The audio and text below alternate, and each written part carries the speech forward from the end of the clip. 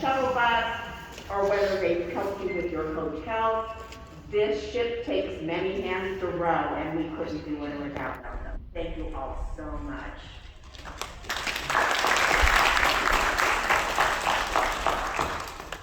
So without much further ado, this is your opportunity to tell us how your convention went.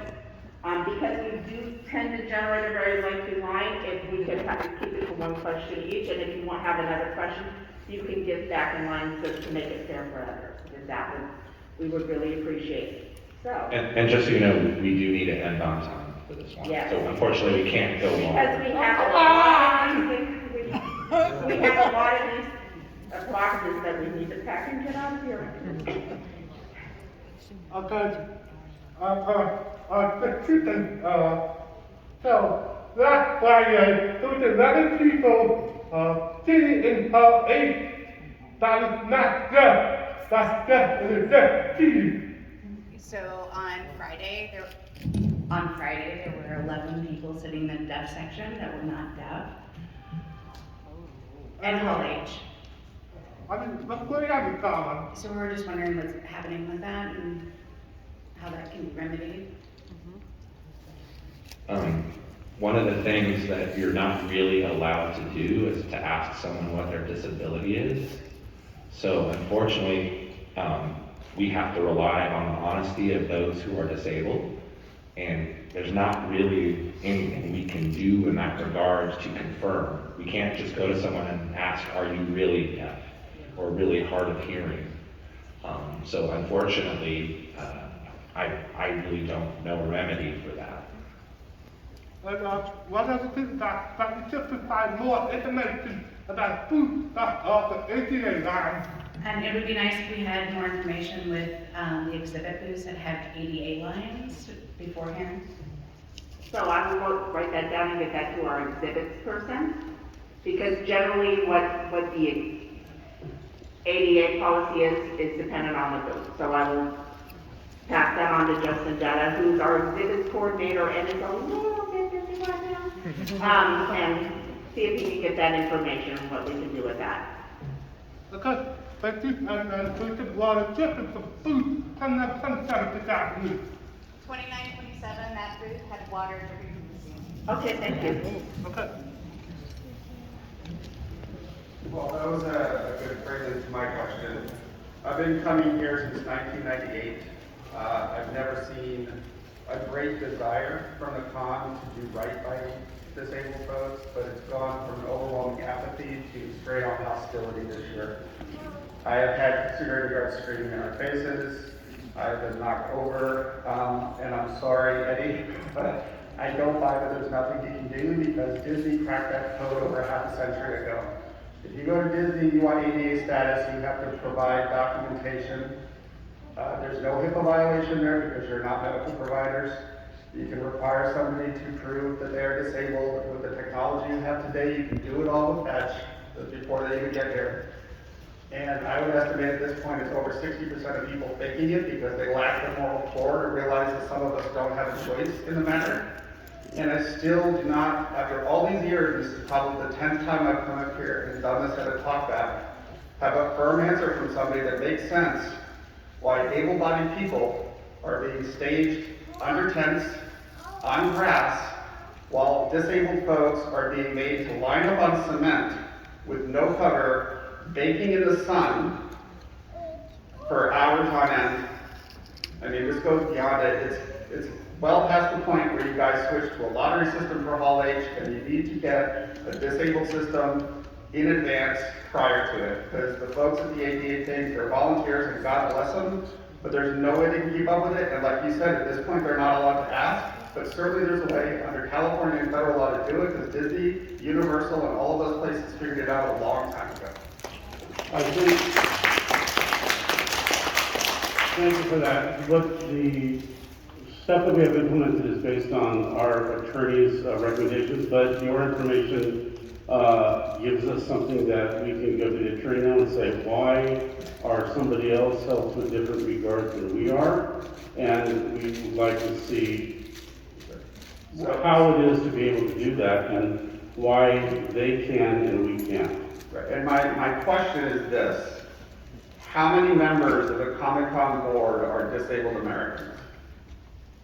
I don't know that we typically talk about disabilities, ethnicities. I'm not asking for We can. names, but to my understanding, there's not a single member on the board that is ADA, and that's a huge miss. And at the very least, you should have advisors. I live in Seattle. I'll fly down here for the meetings if you need something, because I've been dealing with this for over 35 years since I got in the military. But there needs to be a disabled advocate, not only on the board, but involved in key hotspots like Hall H. It shouldn't be run by able-bodied security. Those decisions should be made by somebody that lives that life. Okay, thank you.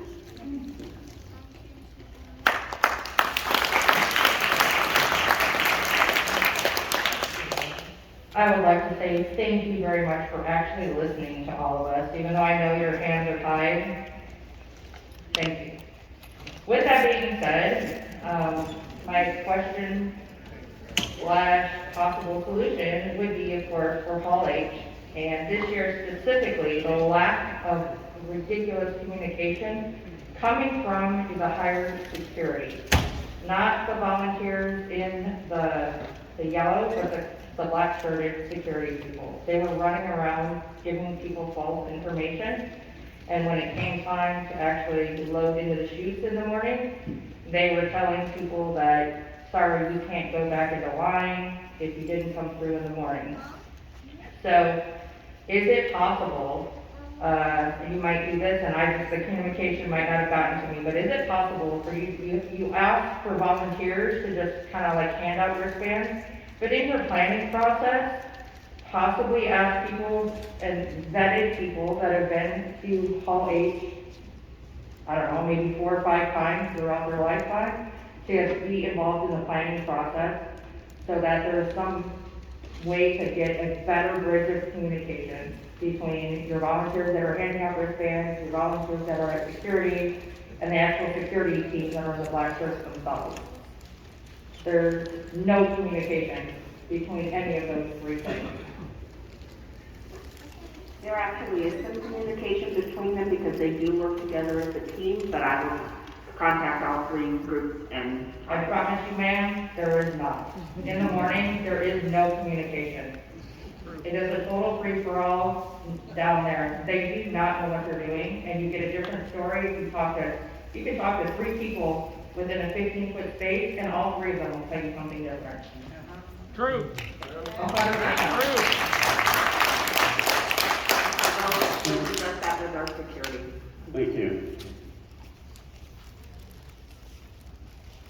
Hello, I'm Nico Holt. I've been going to Comic-Con in 2006 and 2019. The best experience I liked was the Power of Rings, Marvel Studios, and the ND panel. But I didn't catch the more theatrical because I've been standing in line yesterday, like 4 in the morning, and I haven't got a chance to see it. So my question is, are you guys going to be doing the Warner Brothers next year, and when will the pre-registration start? I can at least speak to the first part of that question. We honestly don't know what's coming next year because everyone that would plan on coming don't know what they're actually doing yet by this time yet. So in reality, I know a lot of people, I think most of you who have been coming to the show for a long time know that the schedule goes out 2 weeks before, and there's a reason for that. Because most groups that want to do panels really don't know what they're bringing or doing until fairly close to that time. So unfortunately, I couldn't tell you who's coming next year. At this point, I probably couldn't tell it to you in 6 months. And we work with students, networks, and streaming services as with publishers throughout the year. But and I think they genuinely try. But there are any number of things that are on their calendar as well. And while we're an important event because of you guys, they want to make sure they get all their ducks in a row. So oftentimes we don't find out to the very, very last minute because they want to make sure that what they say they're going to bring, they can actually bring. Exactly. And sometimes their ducks are in a row, but just one of the ducks goes sideways, and things that they were planning to bring don't actually come to fruition. As for, I believe, priority registration, you might be talking about returning registration? No, definitely the prior registration, I'm guessing it might be in October. We call that returning registration, not Yeah. priority. Yeah, that should be around September or October traditionally. Okay. And then one other thing I'd like to mention is, also why we might not know about Comic-Con yet is because we have WonderCon to plan too. So we want to make sure that we get things for WonderCon. So. Thank you.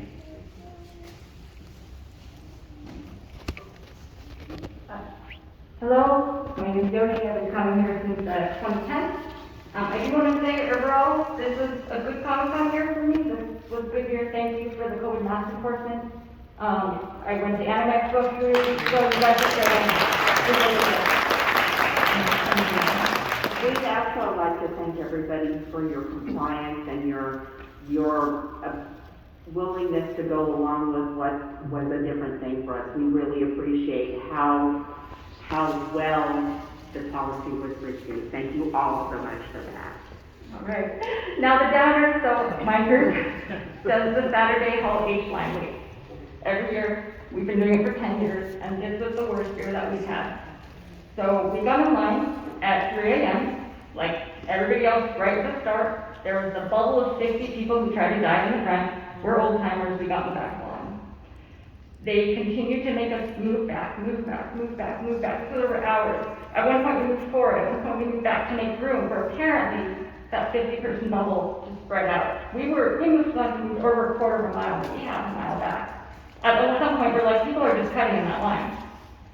So they kept moving us. Finally, they moved us to the final spot. They would not let us put up pop-up tents. We were burning out there. 2 of my friends were sunburned. They were like, oh, everybody be in single file, make sure you leave space for your group. My group does that, we know what we're doing. The people around us did that, we know what we're doing. The first row right next to us, they were all single file. By 7 p.m., that row that was to the side of us, there was like 20 people in each spot, completely packed over. What I was going around was there was people online organizing line cutting. We overheard the people right next to us being like, oh hey, are you the guy in the blue shirt that I'm supposed to be looking for to cut in the line with, and introducing themselves. These people had not been there. They showed up an hour before 8. They were all strangers. And we talked to the staff was completely aware of it. And this is this whole front row, I guess there was probably about 300 people when we got in that line. And there was such a big bubble of people all along that we got fever stands, which means 3,000 people cut in front of us throughout the day. On top of it being very hot and miserable. I'd also heard that they didn't allow air mattresses, and I bring this up because someone had tweeted that they need air mattresses to sleep in because of their back problems, and they just sat there crying all night. So the lack of shade, it's bad enough that, I know you guys don't provide shade. I've been to other conventions that do put pop-up tents along their line areas. If we can't have our own, then we need to put them up. We were lucky. This year was not even that hot. It was just sunny. So we still got sunburns, and we had prepared, but we weren't allowed to use our tents. And on top of that, I know the ADA folks were talking about a lack of empathy for them. I saw that for all the attendees in that line. The staff would be like, yeah, we know, we see, but they don't do anything. They kept being like, oh, we can't do anything, but the truth is they could. And I'm gonna just put out there my solution. Frankly, the thing they could have done was not give those people wristbands. Or they'd given us so much time to create space for our group, they could have said, okay, 2 wristbands for every foot of line, and that's it, and you guys can figure out who is actually here and who actually gets those wristbands. I mean, they could have done so many things like that. They didn't start wristband handout till, I guess, 10, I'm not actually sure, since, again, we somehow got 3 wristbands. But they could have just started, if the line can form at 5 a.m., then start passing out the wristbands at 5 a.m. And then at least those people who are all the line cutters, maybe they'll still cut in at 5 a.m., but they left after that. So at least don't have to deal with them waiting in the line. So that would be a very easy solution that they could have done. I understand you don't want to physically move people and you can't make people physically move, so apparently we could make us take down our pop-up tents, or we're nice people, so we just take them down when we're told. Or like the other attendee said, you know what, even though my group were willing to wait, we love this stuff so much. We had a great time, we did, at the actual panels. We love this stuff, we're okay with waiting, but you know what, at this point, a lottery system would be better, or an online system like we do with registration. Anime Expo did system like that for its panels. It had free tickets for its panels, so everyone already knew they were gonna get into a panel. You just had to log in at a certain time and grab your tickets long before the convention started. So that's the solution. Really, it's just a Marvel panel. You don't have to do it for every panel. You know which ones are that everybody's fighting for. Or move the Marvel panel to do the Twilight thing, put it first in the day, first in convention, Thursday, first thing. But you have to do something, because it's gonna get worse. People are gonna get heat stroke. I mean, this year was relatively cool, and it was still rough. So, that's all I ask. I do recognize the staff is new. That was very clear to everybody here. But there was a lack of empathy for the attendees. And my friends in the AD line, I've heard all these complaints from them as well. So thank you. Thank you.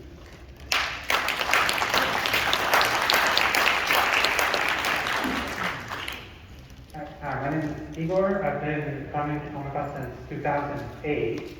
And I wanted to talk about this year, the change to the ADA attendance situation, where attendants are forced to buy a badge, and how that isn't fair, because I can't come without an attendant. I'd be completely knocked out within an hour, and my attendant does not get anything out of it. She doesn't enjoy any of the shows I like, or most of the booths are non-interesting, so it's not fair for my attendant to have to purchase a ticket. And I thought, but moreover, putting this up, like, I got the attention from the fire marshal, which honestly I don't buy, but even if I did, the thing that pissed me off the most was the lack of communication. Because currently, on the site right now, it still says, some attendants with disabilities may need an attendant to support that helps them with activities such as eating, using the bathroom, supervision, communication, and getting from place to place. An attendant is only present to assist the attendee and not for personal benefit. An attendant is not eligible to purchase exclusives or take part in limited signings. And that to me implies that an attendant is getting a special attendant badge that has limited rights to basically just enter into and assist a person with disabilities. So if you're going to force that additional cost onto disabled people, can you please at least update the website to warn them? Because I will buy a badge if I know that's the case. Sure. The ADA does not say anywhere that attendants should get in free. There's no stipulation as to whether they should be free or charged. We've had a lot of abuse, people getting attendance in, or claiming people are attendants just to get people in free. And I would say 90% of the ADA that we serve are very happy with the new policy, because we don't have as many people in the ADA lines going into panels and such things like that.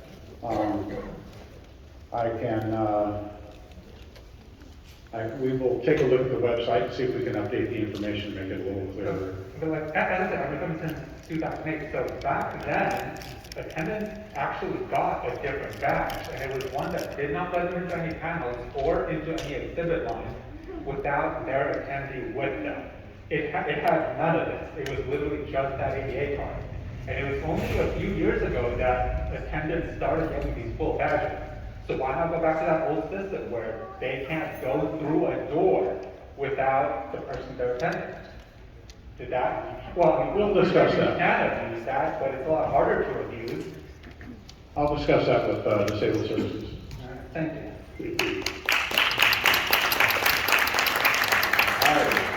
I'm actually pleasantly surprised to see leadership here, so this is great to see. The good and the bad. Congratulations on a very successful COVID protocol intake for this. Anyone that's done any kind of return to work understands how difficult it is, and taking advantage of the technology was a really, really smart way to do it. So congratulations. The safety and security protocols you put in with the scanning and the bag checking has been great as well. So congrats on that. And I do hope to continue to see that. And considering California has been unmasked for only a couple of months now, so thanks for that. Just adding to this $1 million elephant in the room that we've all talked about. After post Comic Con, whenever the board meets and you do this post mortem, given that you're consistently improving on the program, that's fantastic. And it's giving a better experience in terms of programming.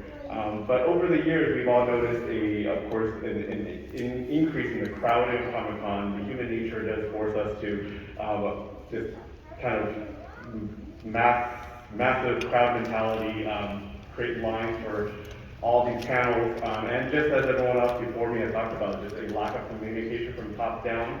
We understand that everyone's upset with the volunteers, with the security staff. Anyone in leadership knows that it begins at the top. So what effort is the board and leadership putting in to reduce what some familiarly call line cons?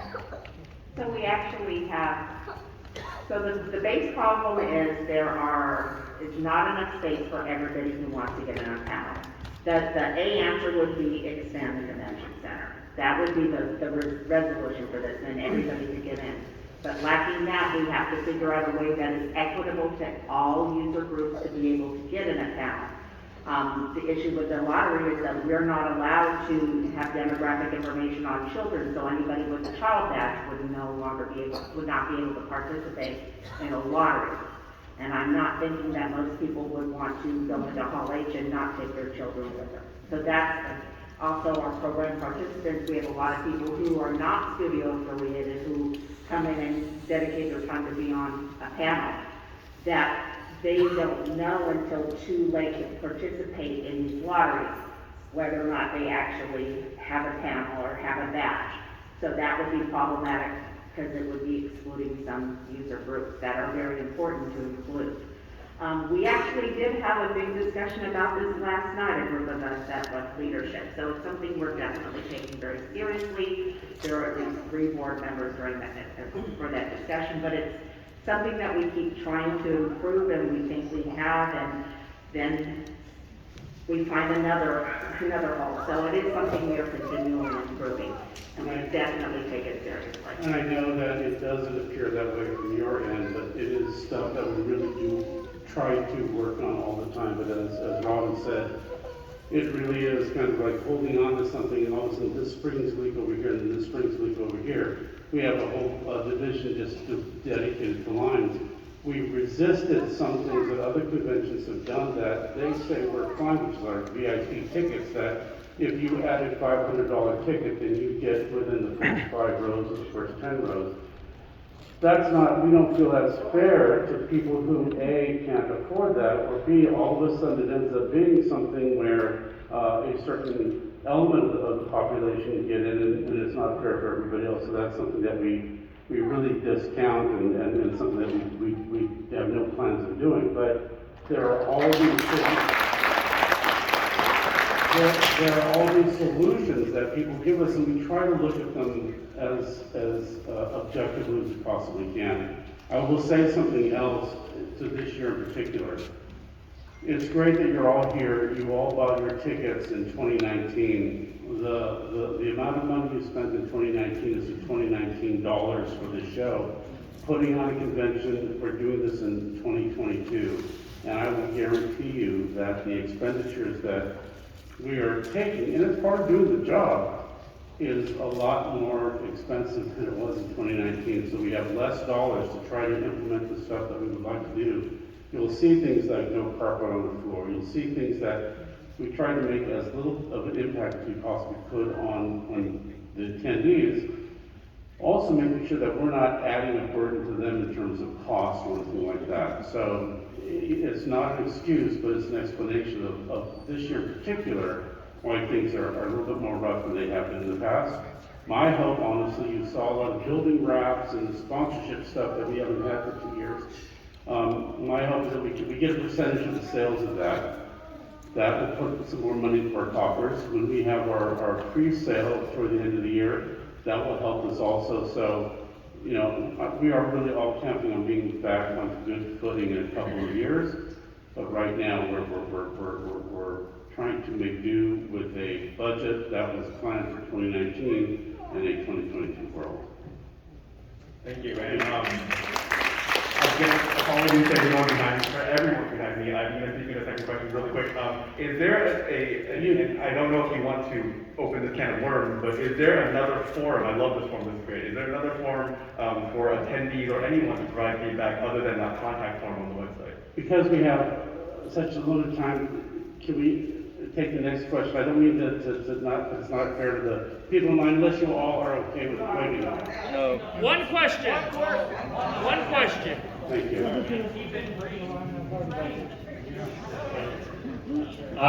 So I just want to bring up an incident that happened. This was on Saturday night at the Hall H line. This was after the Marble panel, but before the Kevin Smith panel. So there was a transition for the line staff. I'm guessing a lady left and a man came in and completely butchered because you know in a Hall H how you have the 4 different things and you file them in based on how they came. He did everything in reverse. So everything in the back, everyone who was in the back of the line ended up getting into the Kevin Smith panel first before everyone who was in the front of the line. And this was such an issue. So I was with a group of 6 other people. We didn't know each other, but we kind of talked to each other in the line. And there was 2 of us that went up and was talking to him about how he was doing it out of order. And the girl that was there kind of knew what she was doing. But I guess there must have been a lack of communication there. But then it led to one of the security guards, I believe it's IPS, who they're the people that stop the people from walking across, that do the divider. There was 3 of them that were on the right side when they're walking in, and he must have been mid-20s, and he started to cuss at the line and told us to shut up and keep effing walking when we were trying to talk to the line staff member in the green shirt. We weren't even talking to the security people. And he almost caused a fight, the security guy, almost caused a fight in front of Hall H with 7 grown adults. So I just wanted to tell you about that incident and what happened. So I have an ADA family member, and we ended up talking to the IPS security people. They knew exactly who we were talking about, so I guess it was someone that they already got complaints about, so they were aware of the situation. But I think that the line staff transition could have gone a little bit smoother, and if there's one line you don't want to mess up, it's putting the people in the back of the line through Hall H in first, and then the people that were at the front of the line waiting until everyone else was in. It just was a giant disaster, and it could have ended bad because there was almost fisting thrown. It almost started a fight. So I just wanted you guys to be aware of that. It's not really a question. I just wanted you guys to be aware of that. Thank you. Thank you. Yeah, thank you for that. We don't always get that information. And thank you for mentioning the company because that narrows stuff down for us. Thank you. Hi, my name's Steve. I want to lead with I really appreciate you guys and what you do. This is awesome.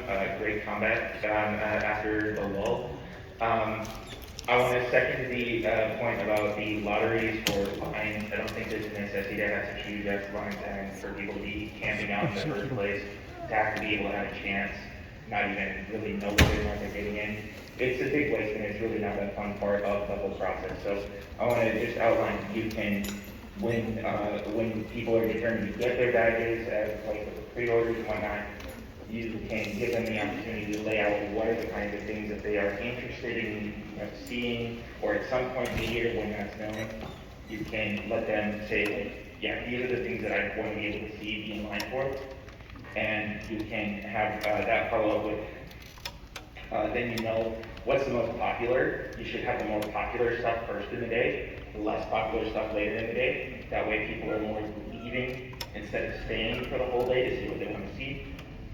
Then you can also have on the day you get a text and or SMS message as you signed up for it that says you've been selected, or in order to make sure that you can get your seat in the hall, you have to show up at this time, by this time, and scan in with your badge to show like, yes, you definitely not only won the lottery, but you're there at the right place at the right time to get it. And people who are walking by going, oh man, I missed out on the lottery, I wish I could get in, they still would have an opportunity to go up and scan your badge, move on, you'll be a part of the lottery if there's available seating, with everybody basically who's already signed up also being a part of that lottery.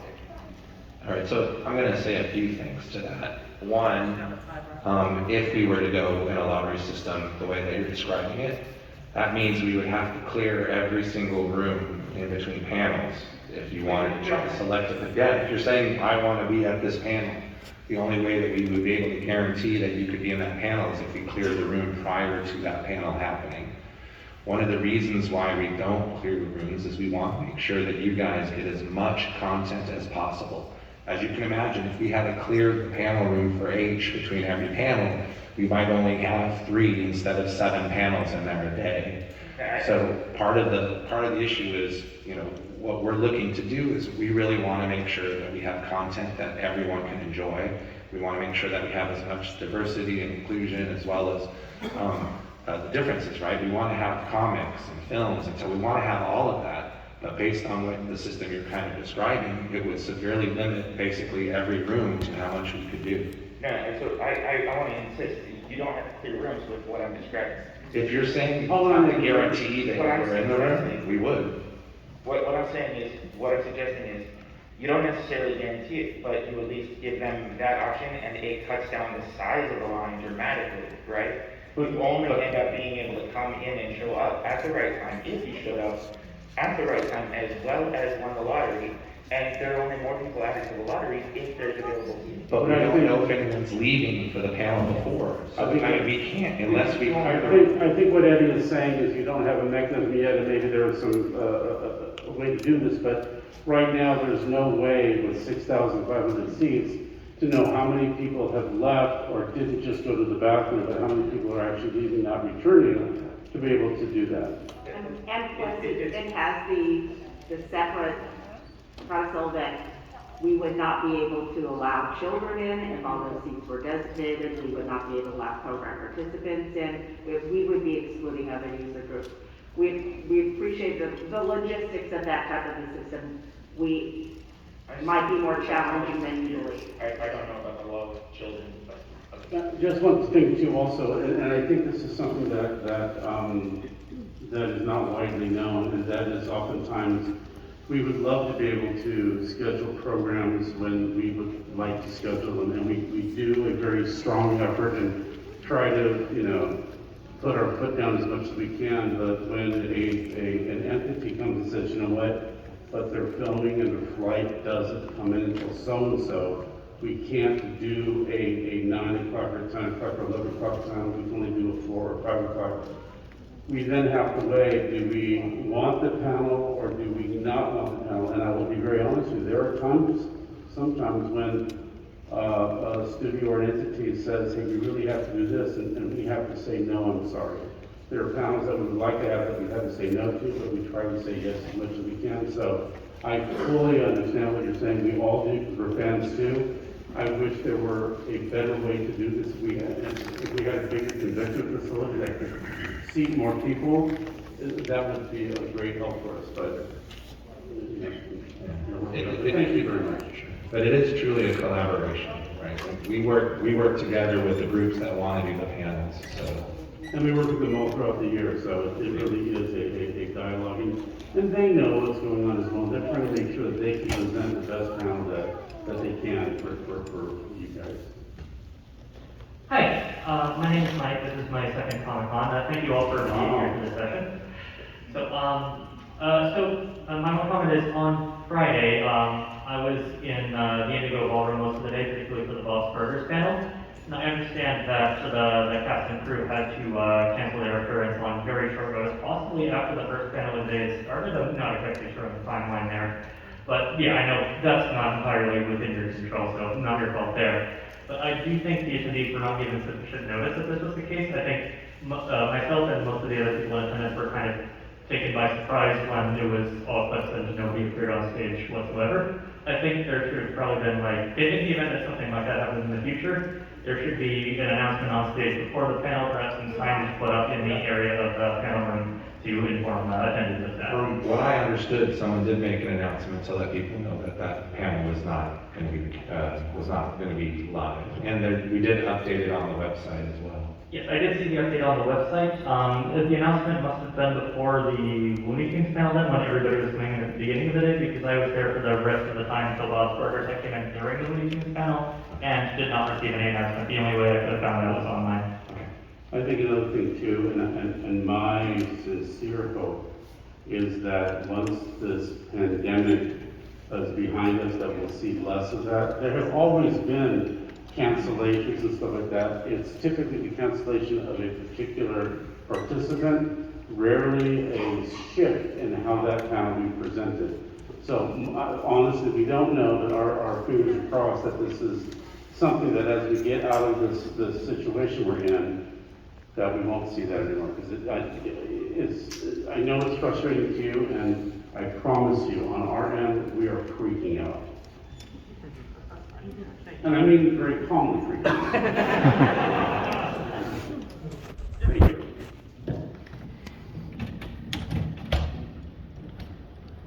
How you doing? This is my sixth Comic-Con. Yay! I'm flying all the way from the East Coast. Yay!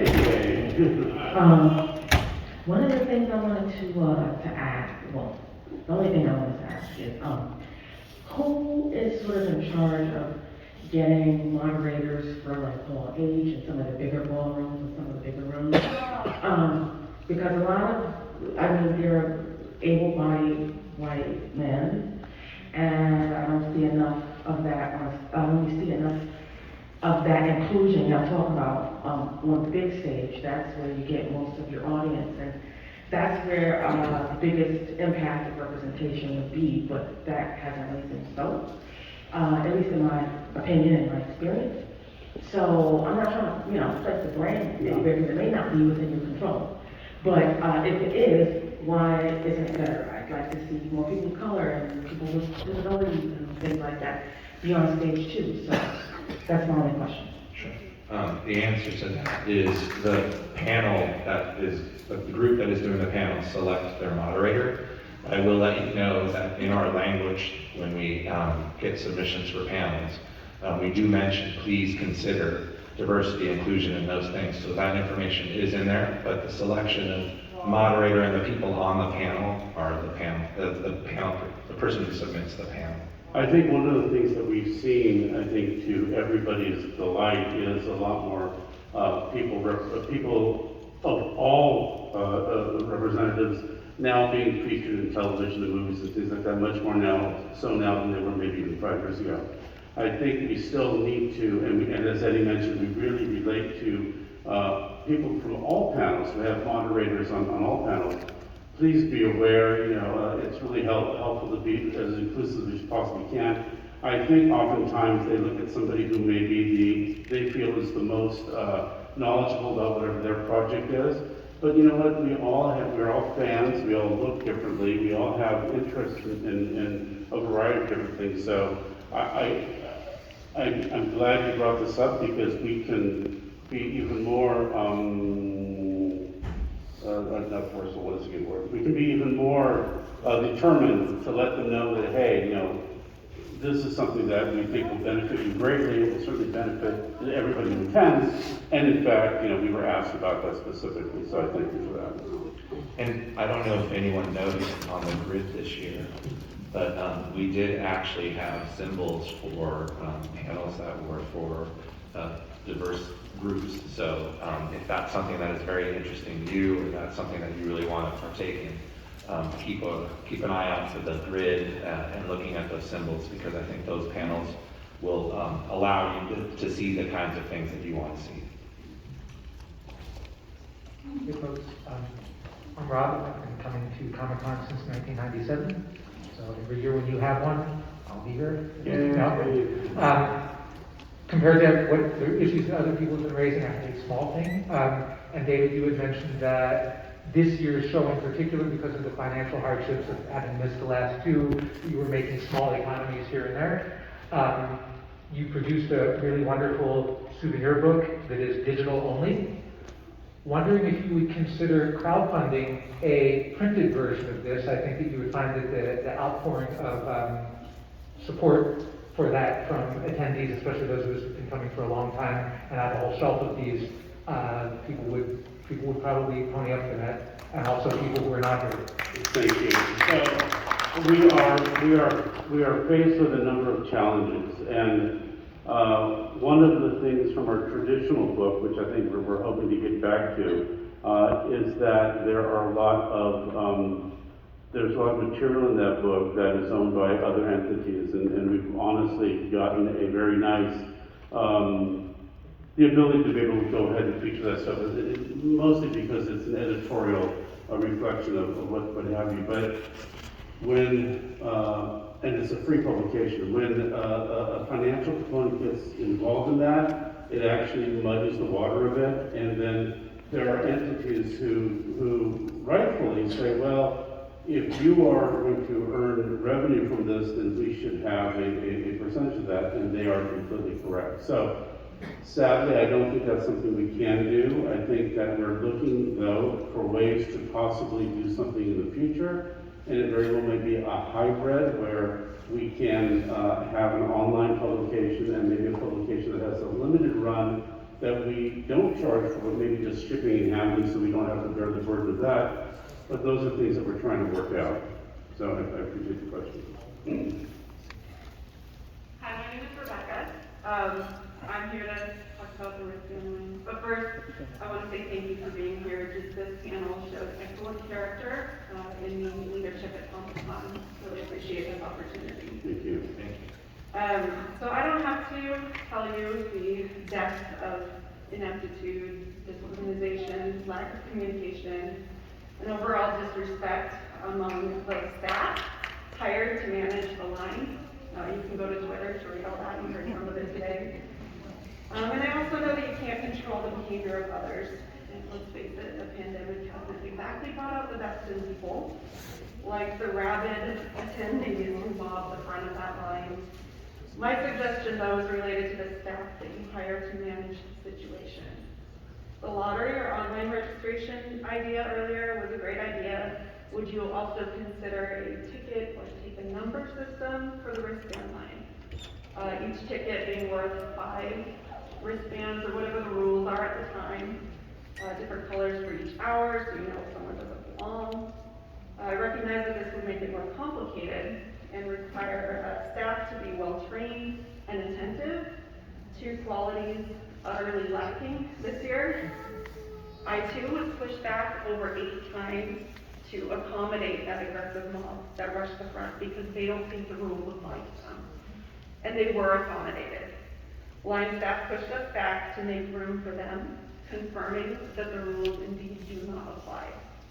But on behalf of the rule followers who are just trying to enjoy the show, anything to make it harder for those who would taint the experience for others is appreciated. So either keep these rules or make better rules, but please enforce the rules. Thank you.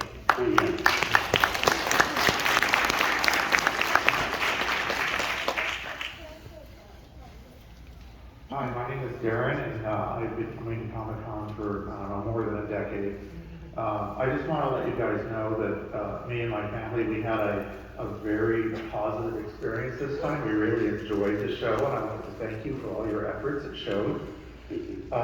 One thing we did differently that was like the secret to us having a good time, we didn't try and get in the Hall H next day long. You know, the last 3 Comic-Cons we've been to, I've tried to do that. I've sat in that line for more than 40 hours of my life. I've never gotten the wristband.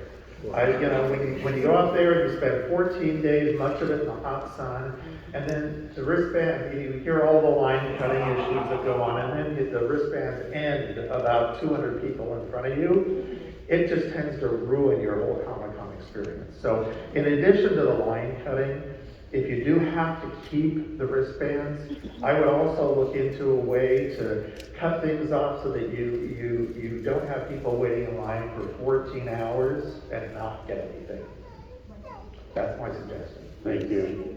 I think one of the big challenges that we have also is we're always worried about people taking and selling, basically trying to sell badges, wristbands, stuff like this. We don't want to give an opportunity for somebody else to basically game the system. Again, we don't want to do the VIP tickets for that very reason, but then, and this year, there was a great deal of scalping of people who were selling tickets for $1,500 or $3,000. It's something that is hard to control.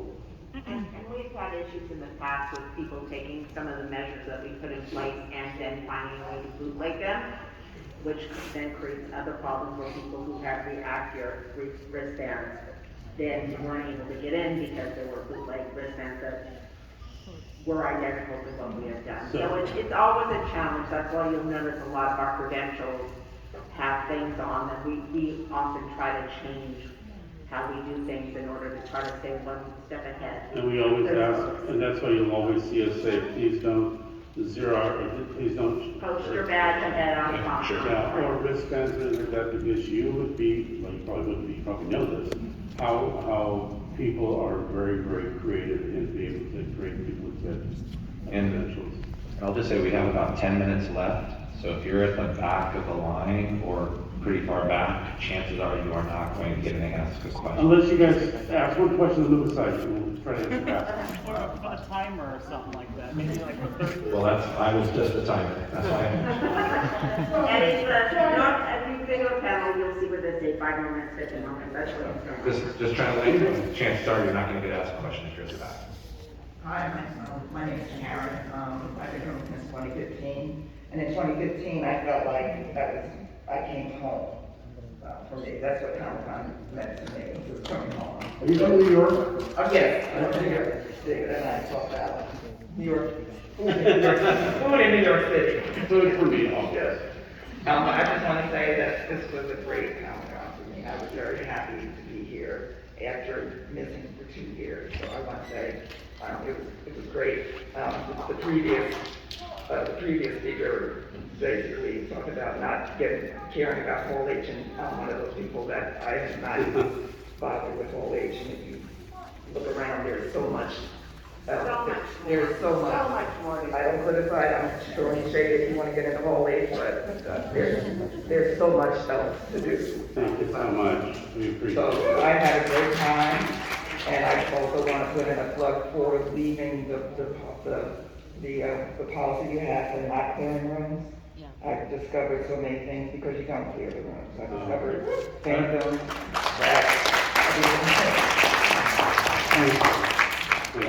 whatever issues or whatever you do to fix the whole age issue, fine. And I also know that you think about these things a lot. I'm sure you do. And as far as the lottery, I went to another con that did have a lottery. I didn't even have the ticket to get in. I still got in. So lotteries, I don't think are your answer, but that's just my opinion. But thank you so much. I appreciate it. Thank you for coming all the way out. I had a great time. Thank you.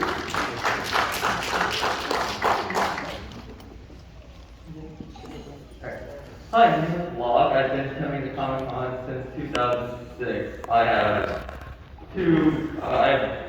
one Hall H question, or one Hall H comment, and a liability issue that just happened on my volunteer shift with one of your employees at the Comic-Con Museum, but I'm going to go with the Hall H first. The Hall H Saturday line started on Thursday. We got in line at 9 p.m. There were 3 unofficial lines, and people were not leaving. So there were 3 actual unofficial lines.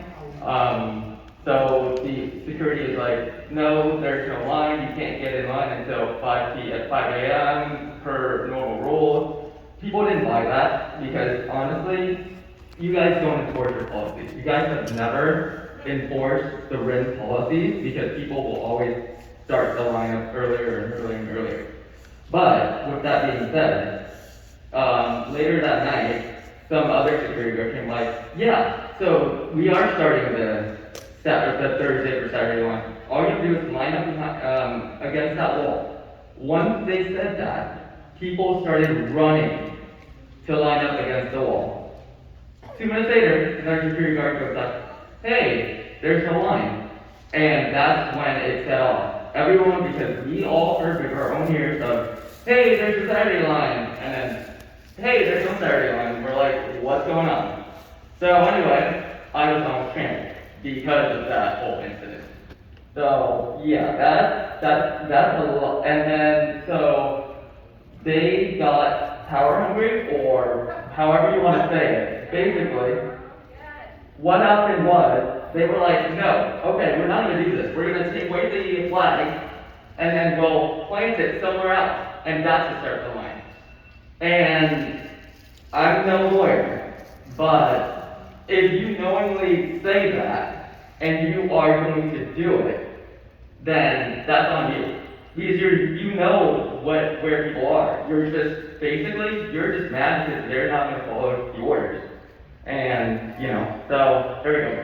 But flipping to what happened today, recently, on my volunteership. I volunteered at the Talkback Museum.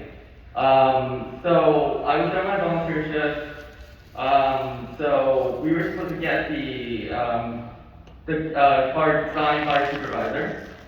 The supervisor never signed the card, left 3 volunteers unattended. We could literally wander, like everything was open. We went into her office. We literally could have gone into her office, could have rifled through some stuff. Wow. Yeah. So when I went back to, we all tried. We're like, hey, where is, actually I'm going to pull up her name right now.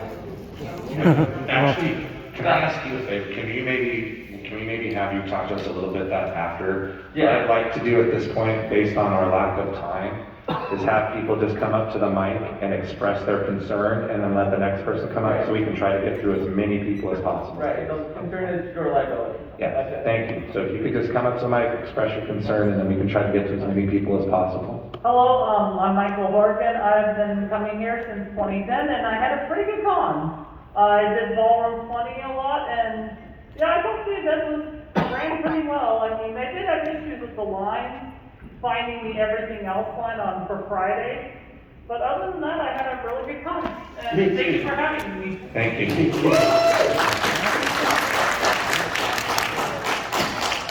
Just to quickly piggyback off the haulage line issue. Friday night into Saturday, they didn't start hanging them out until 11, and my issue is more regarding transportation. You know, this is advertised as a commuter event, many people are trolleying in and shuttling in. I was in line until after 1 o'clock, so I missed the trolley back to my car in Old Town, and I was trying to get to the convention center. And so, I know MTS creates a special event trolley.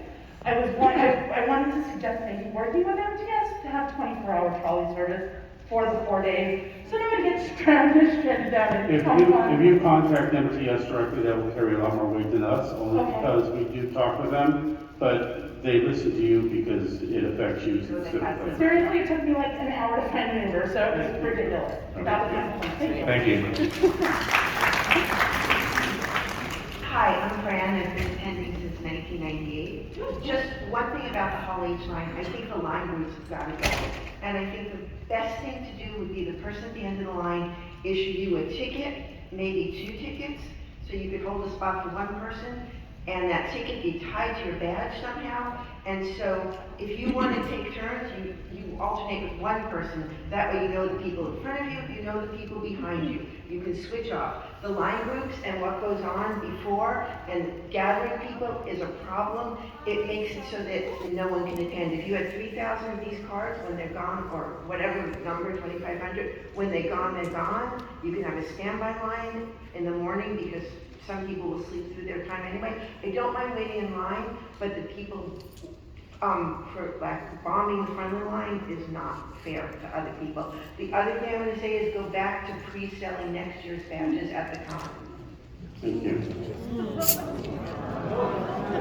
okay, go ahead. There were a lot of clear DOC programming that had a lot of overlap, either directly running around three notes each other or over each other. Thursday night had a lot that was actually really bad. I think it should be taken a little more account, it being spread out. But I do like the programming that had here in DOC tags for programming. Can you also do it on the app? Yes, thank you. I think also remember that sometimes it's when people are available, so it's kind of chasing a circle, but thank you very much. Hello, I'd like to commend the line staff that wore the green shirts for people in the college line that were screaming at them, yelling at them. They maintained their patience. I mean, in that heat, they did. I also like to commend the blue shirt guys because they try to get as much information and honesty out of us, and we got to take from them. Your biggest issue wasn't all the groups up in the front. We were here at the front. Our biggest issue was the discorders who managed to line up Thursday, stayed in that position Thursday, Friday, and Saturday. They never moved. And when we asked how many in that group, the original told us 5, then 10. I don't know how 10 people can save seats for 350 people. I'd also like to commend, and I know a lot of people are with angry with the new security group in the back. I have to commend them. My disabled son nearly had a full-blown meltdown in Hall H. My son was able to get out, walked out, and by the time he got to the doors, one of the ISC guys recognized that he was sweating profusely, was having problems breathing. They got him out. When he told them what his disability was, they escorted him with 4 guys around him to keep people distance from him. And they walked him all the way down to Hall A. And they made sure he got his little sticker because he was embarrassed with the sticker. But they told him, you need it, kiddo. And I want to commend them for doing that. And I thank them.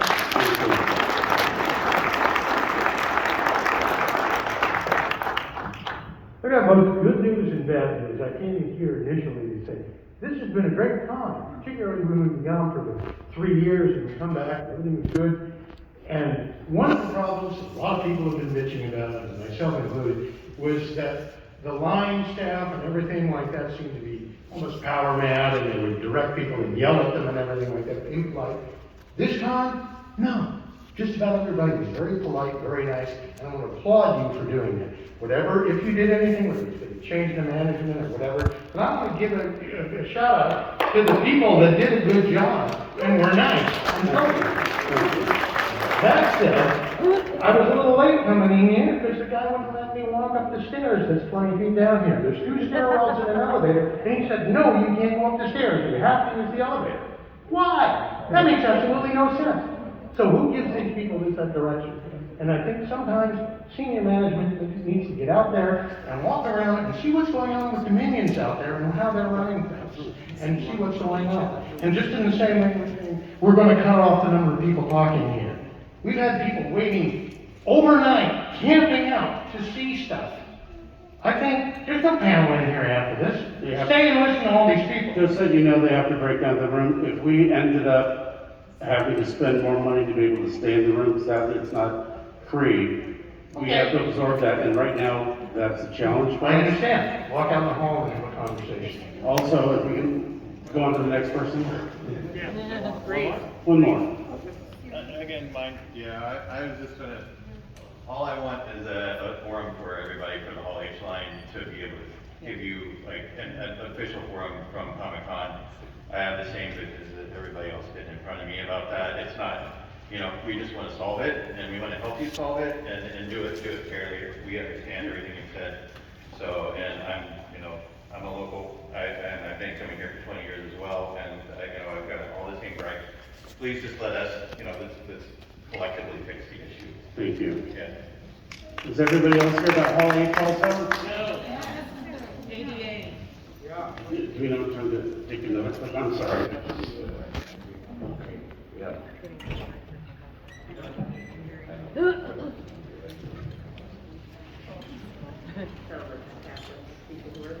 Okay, all right. In that case, we're going to go ahead and end it out. Can you cap the line? No more people, and we'll try to get through Just answer these these questions. questions, and we may not be able to, but we're writing it down. I'm gonna be as quick as possible here. Piggybacking off of everything that everybody else said, I'll just double down on that. But one of the things that I want to say is there were people who were, line staff were people who were great, very kind and courteous. There are others who were completely ridiculous and couldn't recognize a human need, okay? If you have to, let's say you're a woman like me, who menstruates and needs to change a tampon, maybe don't make me go to the very back of some line to try and get back in someplace I already was in order to just be able to enjoy my experience. That's a human need. There are people with medical conditions that have to go out and do things. Don't make them walk 1.5 miles to get back somewhere they already were. And that happened at this con, just so you know. Hello, I've been going to Comic-Con for over 20 years and I've never had a complaint. This is my first one. I was in the ADA line on Thursday night. They put us into 5 shoots. Some people were in that line from 10 o'clock that were in shoot 2. Is this from H or which line are you talking It about? was for H.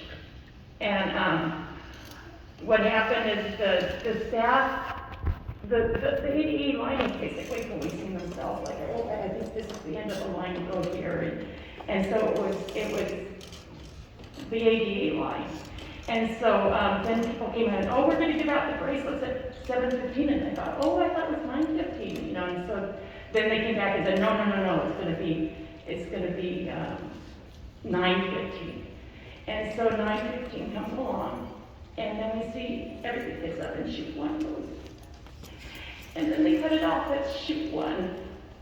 And people in shoot 2 and 3, those people had been there since 10 in the morning.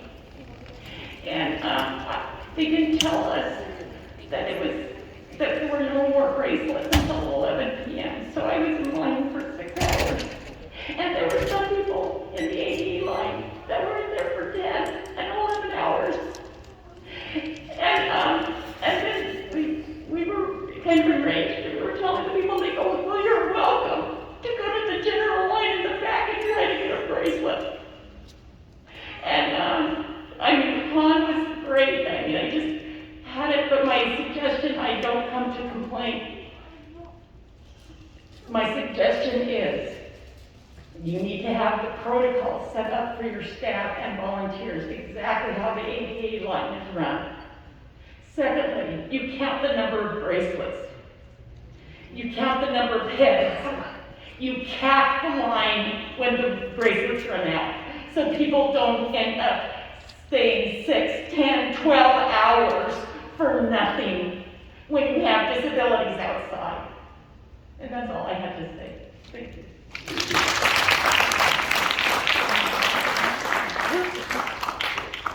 Thank you for having the mask policy. Very disappointed I saw hundreds of violations throughout the convention, and further disappointed I saw 0 enforcement. Never saw anyone, staff, ask anyone not wearing a mask or wearing a mask improperly to do anything about it. Please consider how to make this safer next time we require masking or similar protocols. Thank you. Especially in Hall 8. Everything everywhere else ran smoothly except Hall H, so I just want to say that. And then the green staff members came out to start policing in the morning. They took charge, they did everything they needed to, but all the outside security was cutting deals with the people in line, with people on Discord, and the only reason we moved back is because they made us move back. The people in line told us security said to move back, so we moved back for that huge group over there.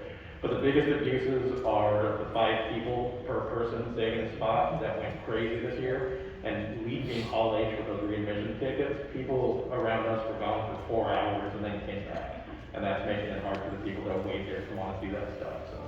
Thank you. Guys, this is my second year at Comic-Con. I am curious about is there a forum or something that identifies what issues you guys are working with? I mean, there's a lot of issues that have been at Hall H or, bathrooms or whatever, but we don't know what you're working on, right? So, is there something that we can, see or maybe have suggestions or see what's going on, what would be better for next year? Because, it sounds like there's a lot of issues and they're all kind of the same. And if we know that you're working on these, it'll maybe reduce this, this volume or something, right?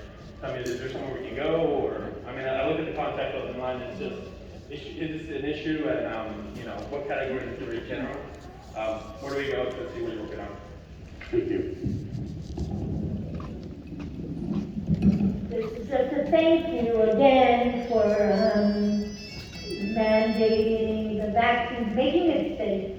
I'm thrilled to be back after 3 years, and because you did it in a way that I could feel safe about mandating the vaccines or a negative test and the masking. So this is just a thank you for that proactive. The one the librarian town was amazing. The blind date with the book, bring it back. It was great. Thank you very much.